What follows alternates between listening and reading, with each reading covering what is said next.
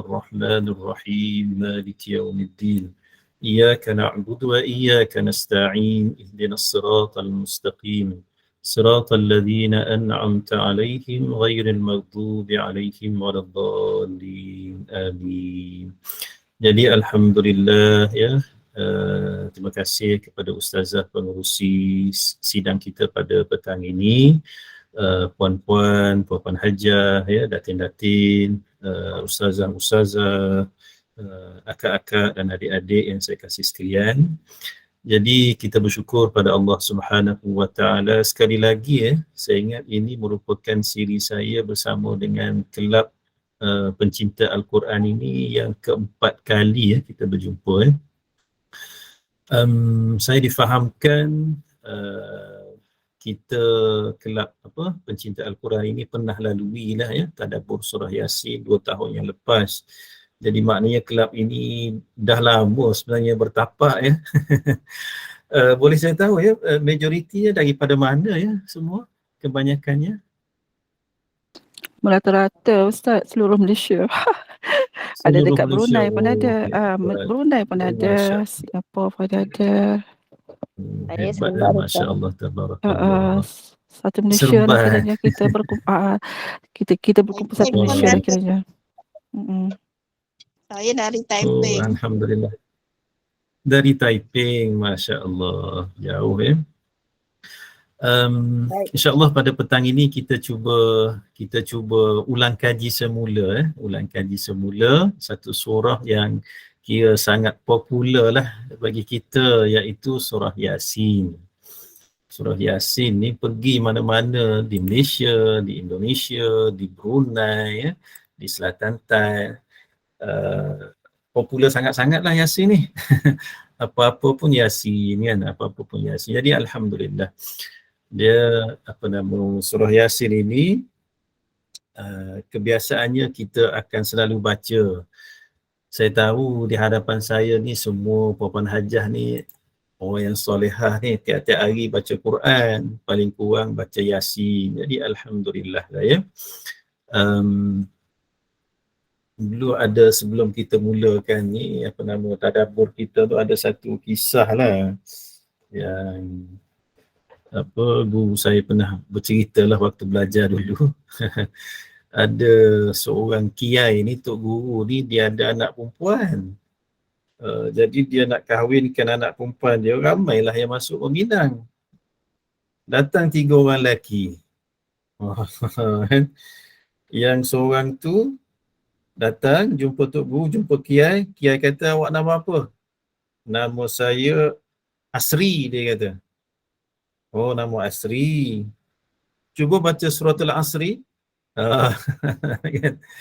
Kawan ni pun, suratul Asri, letak tangan dekat pipi.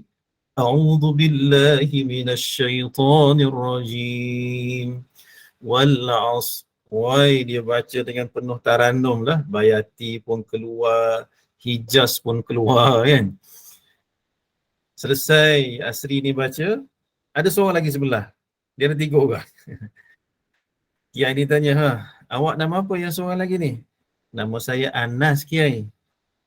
Oh, baca surah An-Nas, surah An-Nas. Qul a'udzu birabbin nas. Dia pun baca. Oh, ni pun hebat juga ni.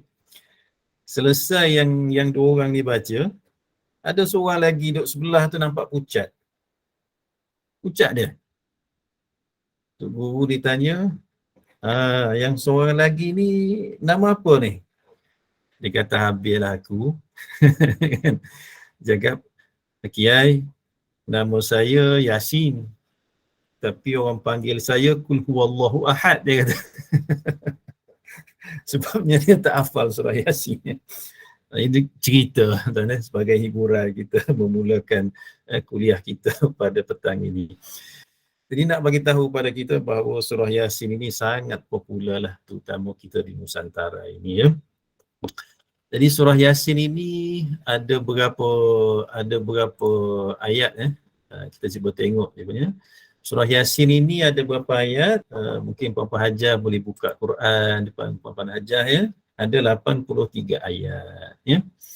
Maknanya tak panjang lah 83 ayat, tak sampai pun 100 ayat. Mana kalau kita baca dengan lancar tu 10 hingga 15 minit tu dah boleh selesai. Ya? Sebab itulah antara surah-surah pilihan tutup guru dulu-dulu, kerana dia tahu orang awam ni tak semua yang boleh baca Quran dengan baik. Jadi paling kurang cara dia nak latih dan didik masyarakat ini supaya dekat dengan Quran dan supaya boleh baca Quran walaupun tidak boleh baca dengan baik keseluruhan Quran, sekurang-kurangnya dapatlah satu surah yang agak panjang yang boleh dibaca dengan baik, lalu diulang-ulang surah tersebut. Sebab itu kita sangat biasa baca surah Yasin. Jadi surah ini merupakan surah Makkiyah. Surah Makkiyah ni macam mana? Surah Makkiyah ini ialah surah ataupun ayat yang diturunkan sebelum daripada Rasulullah berhijrah ke Madinah. Ya, waktu di zaman Makkah. Wahyu ni turun ada dipecahkan kepada dua kategori lah ya. Satu Makkiyah, yang kedua Madaniyah. Makkiyah tu apa? Bila sebut Makkiyah tu kita ingat Makkah. Dinisbahkan kepada Makkah, iaitu surah-surah, ayat-ayat yang turunnya di mana? Di Makkah. Ataupun yang lebih detail lagi, surah dan ayat yang diturunkan sebelum daripada peristiwa hijrah. Kan Rasulullah lahir di Makkah, membesar di Makkah, kahwin dengan orang Makkah. Anak Rasulullah ada 7 orang, 6 orang lahir di Makkah. Umur 40 barulah dilantik menjadi Nabi dan Rasul. Berdakwah di Makkah 3 tahun, berdakwah secara senyap-senyap di kalangan kawan-kawan, ahli keluarga. Kemudian selepas daripada itu berdakwah secara terang-terang dan dimusuhi oleh kaum dia sendiri di Makkah. Berapa lama? Hampir 13 tahun di Makkah. Start daripada jadi Nabi dan Rasul, wahyu yang pertama tu di Gua Hira tu, Iqra bismi rabbikal ladzi khalaq. Itu kan ayat yang pertama. Turun di mana? Di era Makkah lagi lah. Dalam tempoh 13 tahun tu kan banyak wahyu-wahyu yang turun. Termasuklah surah Yasin ini. Maknanya ayat-ayat Quran, wahyu lah terutama. Wahyu, ayat, surah yang turun semasa di era Makkah. Ulama-ulama tafsir dan juga ulumul Quran menamakan ia sebagai surah ataupun ayat Makkiyah. Dan adapun ayat ataupun surah ataupun wahyu yang turun di Madinah ataupun selepas peristiwa hijrah dinamakan surah ataupun ayat Madaniyah. Sebab itu mungkin kita akan jumpa ayatnya turun selepas peristiwa hijrah, tetapi turun di kawasan Makkah. Contoh sewaktu baginda Nabi melakukan ibadah haji, sewaktu pembukaan kota Makkah, ayat-ayat tersebut tetap dinamakan sebagai ayat Madaniyah kerana turunnya wahyu tersebut selepas daripada era hijrahnya Rasulullah ke Madinah. Baik. Jadi surah ini merupakan surah Makkiyah. Jadi bila surah Makkiyah, ciri-ciri yang ada dalam surah ini banyak menerima elemen-elemen yang disebut sebagai elemen yang ada pada surah Makkiyah. Jadi surah Yasin yang kita selalu duk baca itu, kalau orang tanya, Hajar, surah Yasin tu surah Makkiyah ke Madaniyah? Surah Yasin ni surah Makkiyah. Pandai dah tu. Jadi surah yang keberapa tu dalam Quran? Surah yang ke-36. Surah yang keberapa? Yang ke-36. Mengikut susunan tauqifi. Kan surah yang pertama surah apa? Surah Fatihah, susunan dia kan. Yang kedua Al-Baqarah. Seterusnya lah. Yang terakhir sekali surah An-Nas. Qul a'udzu birabbin nas. Kita tengok buka dalam mushaf, kita kira, surah Yasin ini susunannya ialah yang ke-36. Berapa ayat? 83 ayat. Itulah muqaddimah kepada surah Yasin. Baik. Sebelum tu cantiklah kalau kita baca sama-sama surah ini.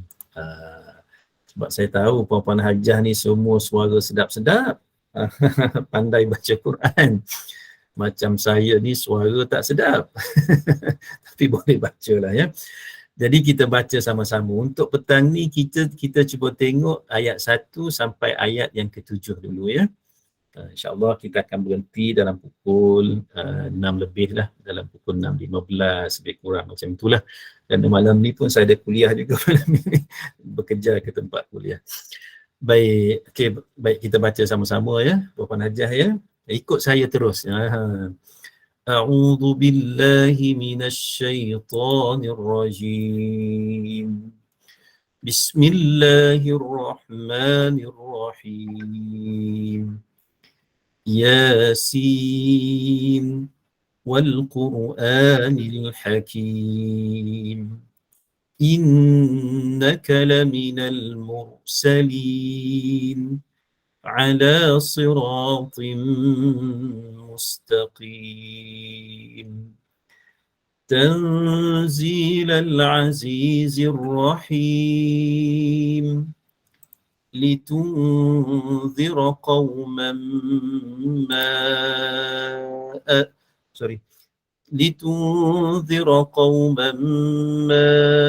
أنذر آباؤهم فهم غافلون لقد حق القول على أكثرهم فهم لا يؤمنون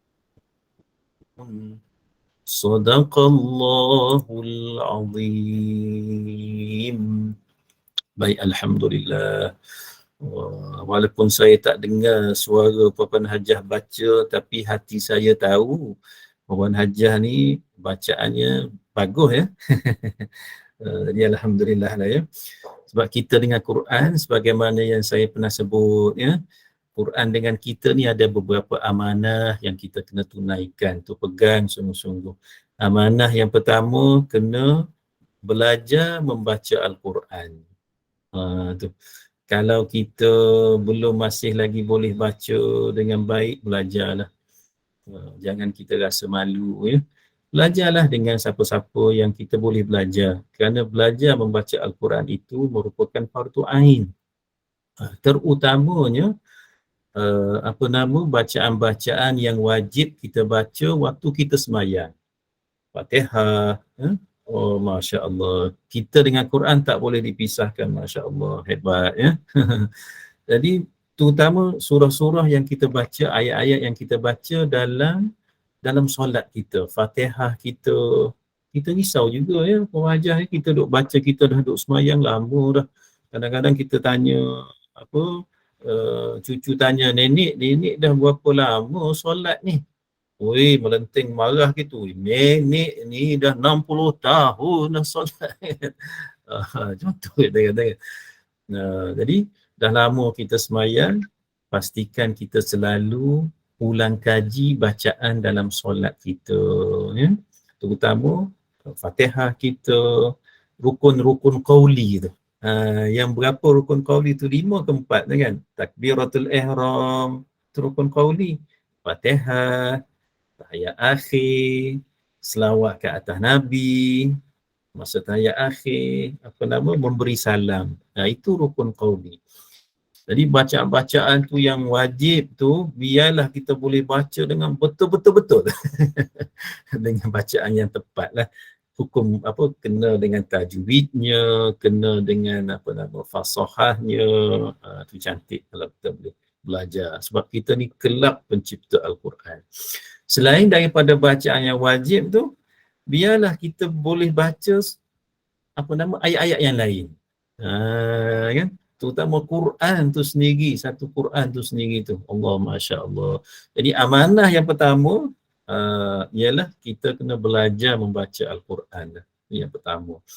Yang kedua, amanahnya kena baca Quran lah. Kena baca Quran. Dah belajar baca, kena baca. Amanah yang ketiga, memahami Al-Quran. Itulah yang kita duk buat lah pada petang-petang ya, waktu dengan sesi apa nama ni lah, tafsir Quran ni kan. Jadi memahami Al-Quran. Dan yang keempat ialah mengamalkan isi kandungan Al-Quran. Itu penting sangat-sangat ya. Jadi kita dengan Quran jangan jauh, kerana Quran itu sebagai cahaya dan petunjuk kehidupan kita ya. Baik, kita dah baca berapa ayat tadi? 6 ayat tadi ya. 6 ayat ke 7 ayat kita dah baca. Sebelum daripada kita masuk satu persatu ayat pertama sampai ayat yang ketujuh, kalau sempat petang ni lah sampai ayat ketujuh, kalau tak sempat kita sambung lagi kan. Jadi saya nak cerita sebelum kita masuk ayat yang pertama tu, kelebihan surah Yasin ya, kelebihan surah Yasin. Sebenarnya ya puan-puan hajar, kadang-kala kita dengar dalam YouTube, kadang-kala kita baca dalam tulisan-tulisan, dalam internet ataupun dalam buku-buku, dia banyak cerita tentang kelebihan satu-satu surah, terutama surah Yasin. Ada kelebihan-kelebihan tersebut, memang ada mengikut riwayat yang sahih, dan ada juga kelebihan-kelebihan yang kita baca dan diajar kepada kita tu tadi kadang-kala tidak ada asas sumbernya. Termasuklah daripada surah Yasin ini. Tapi apapun, walaupun tidak semua surah dalam Quran dinyatakan oleh baginda Nabi ada kelebihan khusus. Surah ni kelebihan ini, surah ni kelebihan ini. Walaupun ada surah yang ada, dan tidak semua yang dinyatakan dengan khusus. Tetapi setiap ayat Quran, setiap surah, dia ada kelebihan-kelebihan yang umum, iaitu kelebihan membaca Al-Quran. Sebagaimana hadis yang saya paparkan dalam slide kita ni kan. Man qara'a harfan min kitabillah, sesiapa yang membaca satu huruf min kitabillah, daripada kitab Allah. Apa dia? Daripada Quran ni lah kitab Allah. Daripada surah Fatihah sampai surah An-Nas tu, itu adalah kitab Allah. Siapa-siapa yang baca satu huruf je, falahu hasanah, dapat satu pahala kebaikan. Satu huruf, satu pahala. Satu pahala tu kata Nabi, hadis riwayat daripada Abdullah ibn Mas'ud, wal hasanatu bi'ashri amthaliha. Ni motivasi pada kita lah. Baca satu huruf, katakanlah kita baca Yasin, kita semayang tu, semayang maghrib, takbir Allahu Akbar, kemudian baca doa iftitah, kemudian baca Fatihah. Lepas baca Fatihah tu, Bismillahirrahmanirrahim, Yasin, Allahu Akbar, rukuk kita. Kita baca Yasin tu je. Bukan dikira satu pahala tu. Dikira huruf. Yasin ada berapa huruf? Ada 2 huruf. Dapat 2 pahala. Tapi janganlah semayang baca satu ni je, Muhajar ya. Dia sunat kita semayang ni, kalau kita nak baca surah, kalau macam Puan Hajah nak semayang sunat ke semayang sendiri ataupun semayang fardu sendiri, dia sekurang-kurangnya kita baca satu surah lengkap kalau kita ingat. Kalau kita tak nak baca satu surah penuh, kita nak baca sebahagian daripada ayat, sunat kita baca paling kurang 3 ayat. Yasin wal Qur'anil Hakim, innaka laminal mursalin. Paling kurang 3 ayat, barulah Allahu Akbar, kita rukuk. Dapat pahala sunat tu. Yang baca satu ayat tu pun masih dapat pahala, tapi nak masa semayang sungguh-sungguh lah sikit kan. Saya ingat dulu waktu belajar dulu, imam di masjid yang saya selalu duduk semayang lah, di satu masjid tu orang Arab lah. Dia memang saya suka berimam dengan dia kerana bacaan dia sedap. Satu, suara orang Arab dibaca kalau sedap-sedap ni, macam Puan Hajah pergi Makkah dengan Syekh Bandar, sedap kan dia baca tu kan. Huzaifi, Masya Allah, dulu Shuraim, Sudais. Kadang-kadang kita tak sedar pun masa sembahyang tarawih tu rupanya dia baca 1 juzuk lebih. Kan kita rasa okey je kerana sedap dia baca. Jadi imam yang saya masa belajar dulu baca dia sedap. Dan biasa dia baca panjang-panjang. Dia baca tak kurang lah daripada, maknanya kalau 1 rakaat tu saya ingat paling kurang 30 ayat, 40 ayat tu biasalah sembahyang isyak tu kan. Jadi biasa baca panjang. Jadi kita dalam kepala pun, oh memang imam ni dia akan baca panjang lah. Ada satu hari tu, satu hari mungkin dia sakit perut apa tak tahulah. Lepas ghairil maghdubi alaihim waladdallin.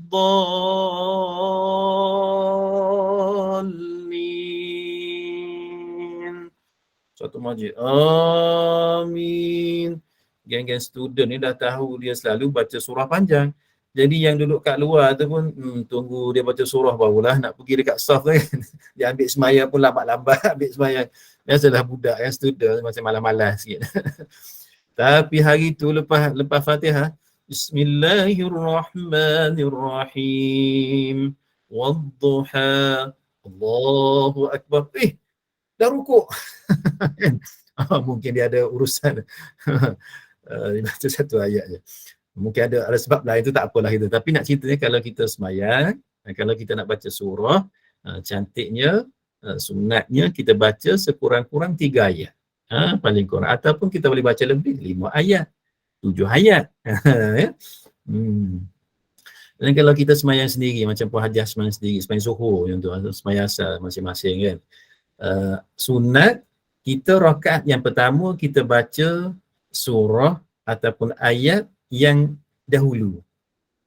Katakanlah kita nak baca idza jaa nasrullahi wal fath, rakaat pertama. Jadi bila tiba di rakaat yang kedua, kita baca surah, sunat kita baca surah selepas itu. Sama ada surah apa selepas idza jaa, qul huwallahu ahad, ataupun kita baca qul a'udzu birabbil falaq, ataupun qul a'udzu birabbin nas. Sunat ikut turutan. Dapat pahala, tambah lagi pahala sunat. Banyak pahala, kita tak perasan je. Boleh ke kita rakaat pertama kita baca qul huwallahu ahad, rakaat kedua kita baca wadduha, dia macam dah naik ke atas. Bukan ikut turutan. Boleh, masih dapat pahala. Cuma afdalnya rakaat pertama kita baca surah depan dulu, wadduha dulu, kemudian baca surah yang selepas daripada itu. Biasa kadang-kadang pelajar ni, dia jarang jadi imam, dia boleh baca Quran. Kita tolak dia jadi imam sembahyang maghrib.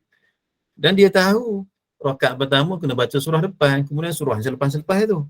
Dia punyalah gambar, lepas daripada Fatihah, Qul a'udzu birabbin nas dia. Rakaat pertama. Sudah. Lepas tu dia dah confused. Macam mana ni rakaat kedua nak baca surah apa? Itulah. Jadi nak bagi tahu ya, sama-sama man qara'a harfan min kitabillah. Kita yang dia surah Yasin ni kalau kita boleh baca setiap hari pun cantik. Ataupun bukan surah Yasin pun surah-surah lain kan. Macam contoh Puan Hajah ada soalan, tak boleh ke Ustaz? Boleh Hajah, boleh. Maknanya kalau kita rakaat pertama kita dah terbaca surah yang depan, kita kemudian rakaat kedua kita nak patah balik, boleh, tak ada masalah. Cuma saya bagi tahu sunat. Hari ni kita dapat belajar satu ilmu. Sunat, kalau rakaat pertama kita baca surah kita baca ikut turutan lah. Maksudnya kalau rakaat pertama kita dah baca qul a'udzu birabbin qul huwallahu ahad, sunat selepas tu kita baca surah yang selepas dia tu. Sama ada qul a'udzu birabbil falaq ataupun qul a'udzu birabbin nas. Dapat tambah plus lagi pahala. Baik, satu huruf satu pahala. Bayangkan kalau kita baca Yasin ada 83 ayat. Cuba kira ada berapa huruf dalam 83 ayat tu. Sudah tentulah beratus-ratus huruf. Kan? Jadi beratus-ratus pahala kita dapat. Satu pahala bi'ashri amthaliha, diganda dengan 10. Kita baca Yasin, sepatutnya dapat 2 je. Rupanya dapat 20. Wah, banyak tu. La aqulu alif lam mim harfun walakin alifu harfun wa lamun harfun wa mimun harfun. Nabi kata, aku tak kata alif lam mim itu satu huruf. Walaupun alif lam mim itu al-ahraf al-mutaqatta'ah, huruf-huruf yang terpotong. Kan biasa dalam Quran, antara i'jazul Quran, antara keunikan Quran, kelebihan Quran yang mengatasi puisi-puisi Arab yang ada di zaman dulu, ialah sebahagian daripada surah ada al-ahraf al-mutaqatta'ah. Dimulakan dengan ayat yang huruf yang mutaqatta'ah. Contoh Yasin, Alif Lam Mim, tu kan. Alif Lam Ra, Alif Lam Mim Ra, itu huruf mutaqatta'ah. Jadi itu ijaz, sebahagian daripada ijaz yang ada dalam Al-Quran. Nabi kata, aku tak kata Alif Lam Mim itu satu huruf je. Tetapi alif tu satu huruf, lam satu huruf, mim satu huruf. Makna kata kita baca alif lam mim, dapat berapa pahala tu? Dapat 30 pahala. Sebab tu rajin-rajinlah baca Quran, ya. Kalau kita dapat melazimi baca Quran khatam, kita buat jadual mesti khatam dalam sebulan berapa kali. Itu memang satu nikmat yang sangat besar, ya. Sebagaimana kita ni kelak pencinta Al-Quran, ya. Itulah, ini adalah kelebihan yang disebut sebagai kelebihan yang umum kita membaca Al-Quran, ya. Adapun hadis-hadis yang menceritakan tentang kelebihan secara khusus surah Yasin, ada sebahagiannya tidak sahih, sebahagiannya adalah hadis yang lemah ataupun dhaif, dan ada sebahagiannya adalah hadis palsu. Jadi saya tak nak fokus kepada hadis-hadis yang menceritakan tentang kelebihan baca surah Yasin. Cuma mungkin kita boleh sebut satu dua hadis yang sahih sahaja, ataupun sebahagiannya merupakan hadis yang dhaif. Yang hadis dhaif pun sebenarnya kita boleh guna untuk fadailul a'mal kalau masalah. Cuma jangan kita terambil hadis-hadis yang palsu, ya. Contohnya hadis daripada Jundub bin Abdullah, disebut dalam Ibnu Hibban, menyebut man qara'a Yasin fi lailatin ibtigha'a wajhillah ghufira lahu. Ini adalah hadis yang lemah lah, tapi boleh kita nak gunakan sebagai fadailul a'mal. Siapa-siapa yang membaca surah Yasin pada malam hari untuk mencari redha Allah, maka Allah mengampunkan dosanya. Riwayat Ibnu Hibban, hadis bernombor 2574,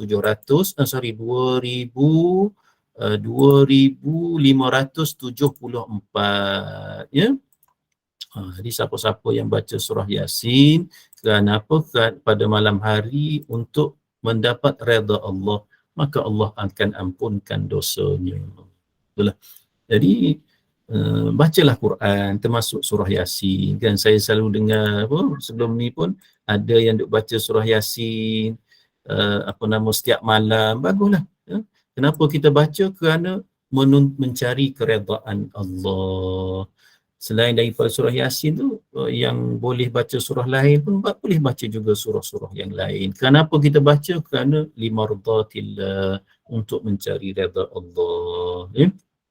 InsyaAllah kubur kita nanti, kita akan ada cahaya kubur kita. Kita tidak kesunyian, sewaktu di alam barzakh tu nanti, dan kita mendapat pahala yang banyaklah di sisi Allah kerana kita sentiasa dengan Al-Quran, ya.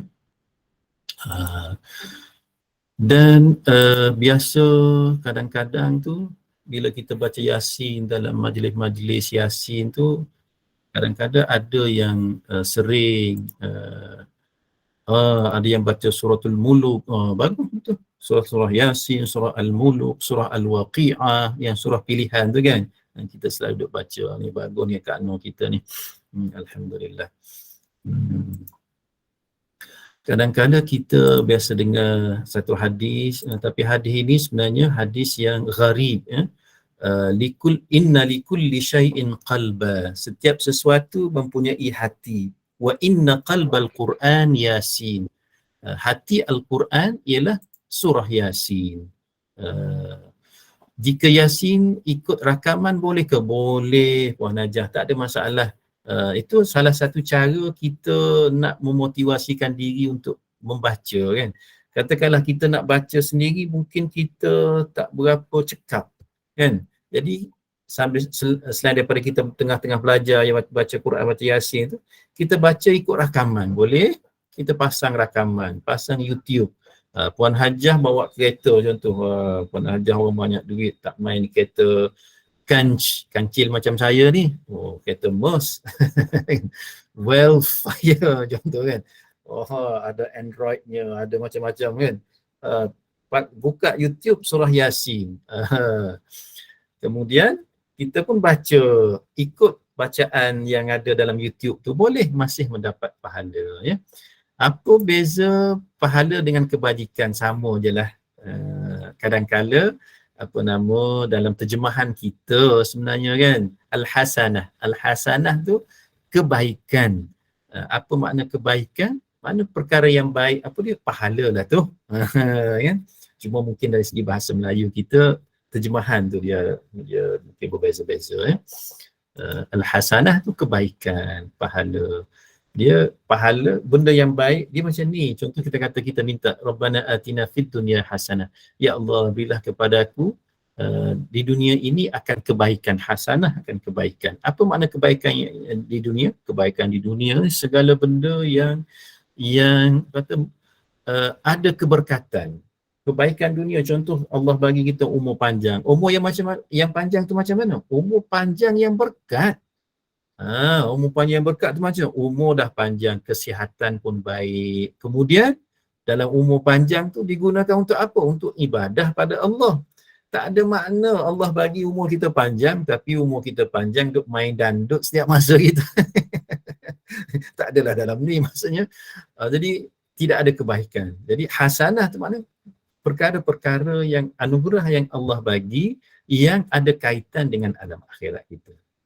Kemudian hasanah fil akhirat, kebaikan di akhirat. Kebaikan di akhirat dalam bentuk pahala, kebaikan di akhirat dalam bentuk dibebaskan daripada azab neraka Allah. Kebaikan di akhirat dalam bentuk syurga Allah Subhanahu wa taala. Itu dia ya. Baik. Biasa kita dengar tu hadis apa? Setiap sesuatu ada hati, dan hati Al-Quran itu ialah Yasin. Man qara'aha faka'annama qara'al Qur'ana 10 marrat. Siapa-siapa yang membaca Yasin seumpama membaca 10 kali Al-Quran. Ini hadis ini riwayat daripada Imam At-Tirmizi.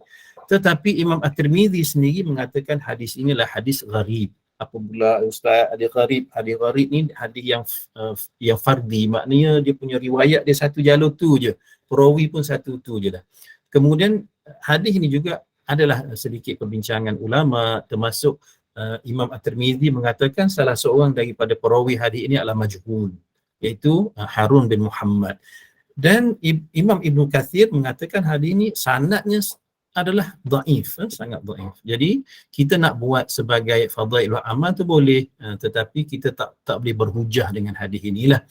Kemudian nanti banyak lagi kadang kita buka dalam YouTube, buka dalam internet kan, disebut beberapa hadis yang lain, termasuk hadis daripada Ubay bin Ka'ab tu. Contoh, barang siapa membaca surah Yasin diampunkan Allah akan dosanya, diberi ganjaran membaca Al-Quran 12 kali. Itu adalah hadis yang palsu lah. Jadi saya tak nak fokus kepada hadis-hadis tersebut, cuma nak bagi tahunya setiap daripada bacaan kita, setiap daripada surah yang kita baca memang ada kelebihan dari aspek kelebihan secara umum, termasuklah surah Yasin ini. Boleh ya Puan Hajah? Setakat ni okey ya? Baik, kita masuk kepada ayat yang pertama. Mana ayat pertama ni? Mana ni? Okey, ayat yang pertama. Baik. Ayat yang pertama daripada surah Yasin iaitu apa dia? Yasin.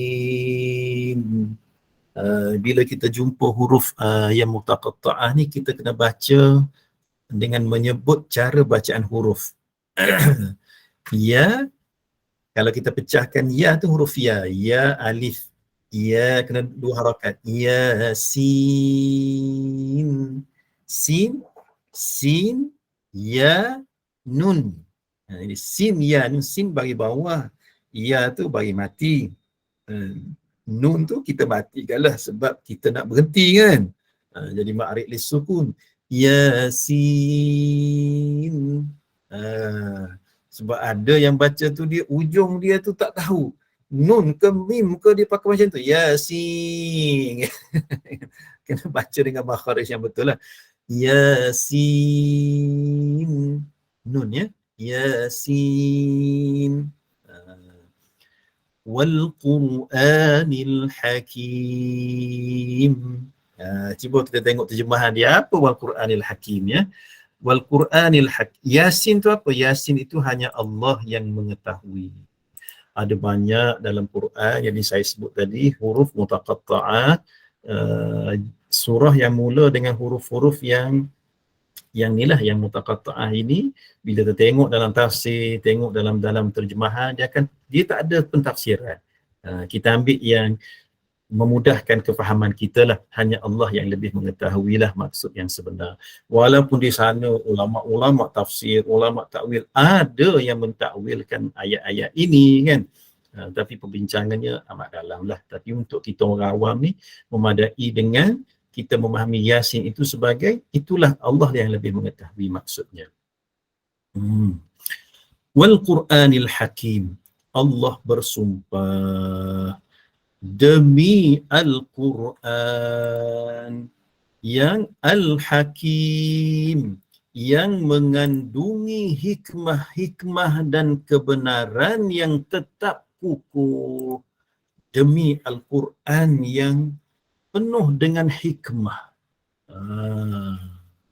Masya Allah, Quran ini memang betul ya, penuh dengan hikmah, penuh dengan mukjizat. Quran itu sendiri mukjizat. Hari ini kita nak tengok mukjizat ke atas Nabi sallallahu alaihi wasallam. Baginda Nabi telah wafat. Para sahabat dia boleh tengok mukjizat Rasulullah, air keluar daripada celah-celah jari. Para sahabat macam-macam mukjizat dia boleh tengok yang berlaku pada Nabi. Kita hari ini pun boleh tengok sebenarnya. Apa dia? Quran itu sendiri merupakan mukjizat daripada Allah. Puan Hajah, mungkin kat sini depan saya ni ada pensyarah-pensyarah atau pakar-pakar bidang bahasa lah, contoh bahasa Melayu ke, bahasa sastra ke, bahasa pakar-pakar sastra ke, ataupun mungkin ada penulis-penulis depan saya ni kan yang pandai menulis novel, tulisan-tulisan kreatif, dan mungkin kalau yang tak boleh menulis, novel pun yang suka baca novel, suka baca buku cerita. Bila kita jumpa satu novel yang best tu, agak-agak berapa kali kita boleh baca berulang kali. Maksudnya jumpa satu novel, kita suka novel tu, berapa kali kita baca. Mungkin 2-3 kali pun, masuk yang keempat tu kita dah rasa boring. Betul tak? Tapi Quran, baca berulang kali kita takkan boring. Mana buktinya? Tu kita baca Fatihah tu, ada rasa boring? Sehari berapa kali kita baca? Dalam solat pun kita baca, kalau 4 rakaat, 4 kali kita baca. Luar solat, entah berapa kali lagi kita baca. Ada kita rasa, boring lah? Tak ada. Itu salah satu tanda bukti. Dulu ustaz hantu buku. Baguslah, baca buku pun bagus kan. Tapi nak bagi tahunya, kalau buku, novel dan sebagainya yang kita baca tu, paling kita suka pun, kita bila ulang berapa kali kita akan rasa jemu kan. Tapi Quran kita takkan rasa jemu. Kalau kita baca Fatihah tu, mana ada jemu? Makin kita ulang, makin kita suka, makin kita ada rasa zauq. Sebab itu tenang bila baca Quran, itu tanda mukjizat kan. Contoh kita katakan, maknanya bila kita baca Quran, hati kita yang gundah gulana kita rasa tenang. Bila kita baca Quran, makin lama makin seronok, makin suka. Sebab itu kalaulah kita boleh faham kandungan Quran bila kita baca atau kita dengar orang baca, kan kita rasa tersentuh. Kan? Jadi alangkah indahnya kalau masing-masing ahli kelab pencinta Al-Quran ini boleh faham kandungan Al-Quran bila semayang belakang haji ke, semayang belakang imam ke, ataupun kita baca sendiri, kita baca tu kita faham, kita akan rasa zauq.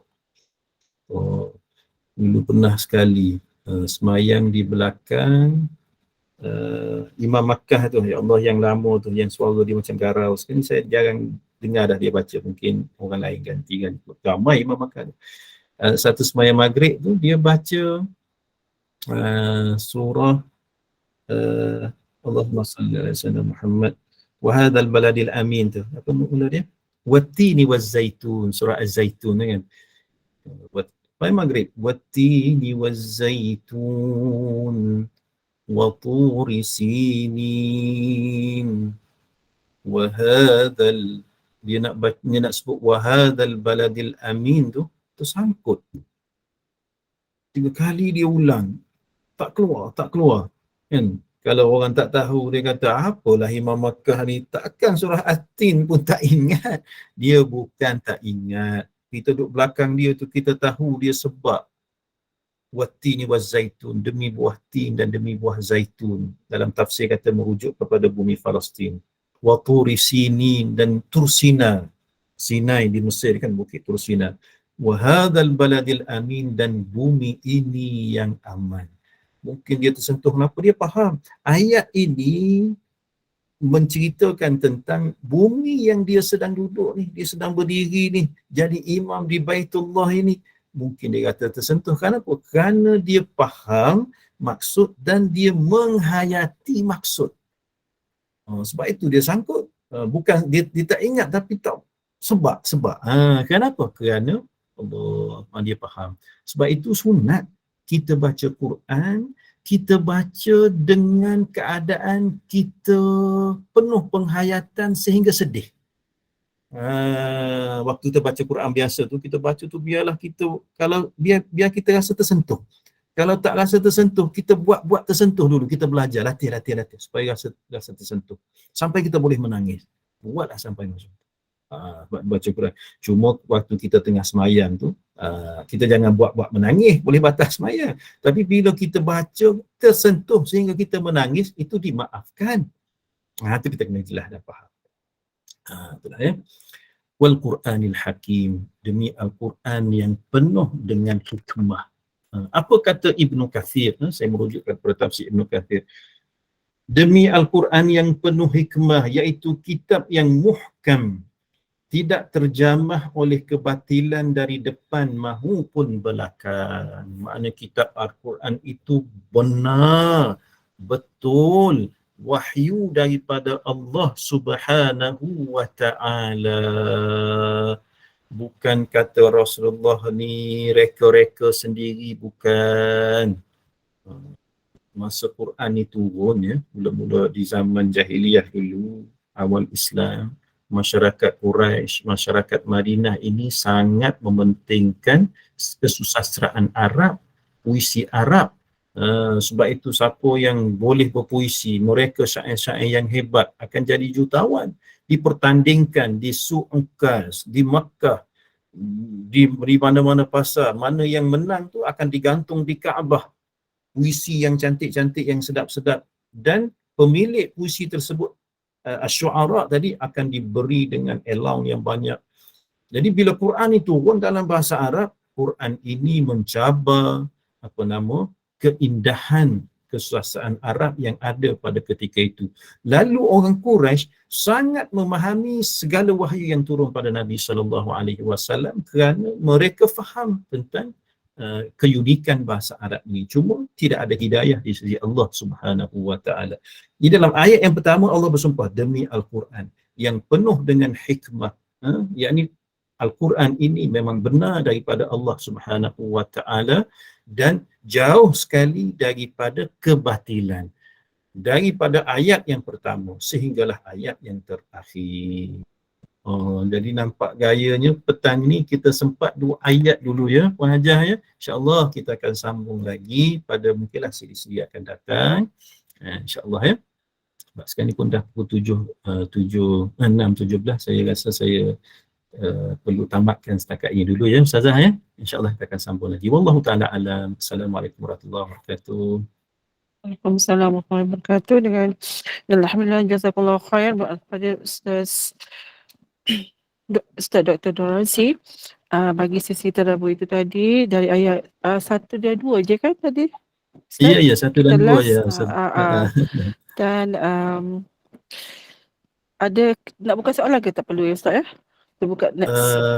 Kalau soalan pun satu soalan aja kot. Satu soalan kot. Rasanya tak ada soalan, kalau tak ada soalan kita buka satu soalan je. Ya. Ada tak? Tak dia dah siapa Macam tulis tak ada. tengok. Yang tulis ni saya Robiza dia kata kadang-kadang tak faham makna, tapi alunan suara imam semasa membaca surah tu boleh buat kita makmum sebab dan menangis. Ya betul. Itu antara kelebihan Al-Quran sebenarnya. Mukjizat Al-Quran. Betul. Kan mukjizat Al-Quran tu yang menyebabkan kita rasa sebab walaupun kita tak faham maknanya. Dan jazakallahu khair wa al-fadhil Ustaz Dr. Norazee Rani. Assalamualaikum. Waalaikumsalam. Waalaikumsalam warahmatullahi wabarakatuh. Boleh. Silakan. Yasin tu, kalimah Yasin tu dikatakan juga nama Nabi Muhammad sallallahu alaihi wasallam. Betul? Ya Ustazah, ada sebahagian daripada mufassirin menyebut Yasin itu sebahagian daripada nama Rasulullah.